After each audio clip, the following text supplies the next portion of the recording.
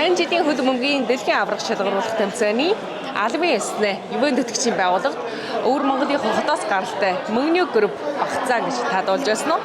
За өнөөдөр бид дэлхийн зах зээлд үйл ажиллагаагаанд хэлж буй сүүсүүн бүтээгдэхүүнээ үйлдвэрлэгч мөнгөний групптэй танилцъя. 1999 онд байгуулагдсан мөнгөний компани нь сүү, тарах, зайрмаг бяцлах зэрэг олон төрлийн бүтээгдэхүүн үйлдвэрлэдэг. Эдгээр бүтээгдэхүүн хятадын зах зээлд эрэлт ихтэй төдийгүй зүүн өмнөд Аз, Австрали төв болон Хойд Америк тивийн орнуудад экспортлогддог.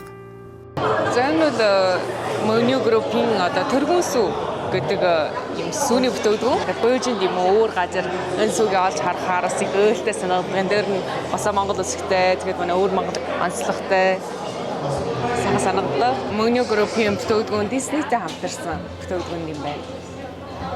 Мөнгөний нь өдөр бүрийн 20,000 гаруй тонн түүхий сүг орчин үеийн томоохон хэмжээний сүүний фермуудаас татан авдаг. Үүний зэрэгцээ тус компани Австрали улсад өндөр чанартай сүүний хүйсвэрийг бүрдүүлж, дэлхийд даярах үйлдвэрлэл нийлүүлэлтийн сүлжээгээ тасралтгүй сайжруулсаар байна.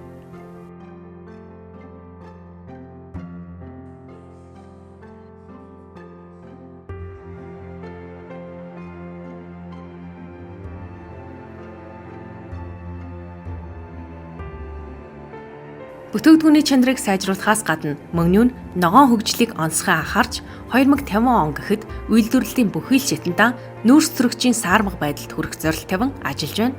Мөнгөний группийн үйл ажиллагаатай танилцж, сүү орчин үеийн технологийн тусламжтайгаар хэрхэн фермээс хэрэглэгчийн ширээн дээр хүрэхийг хамтдаа харцгаая.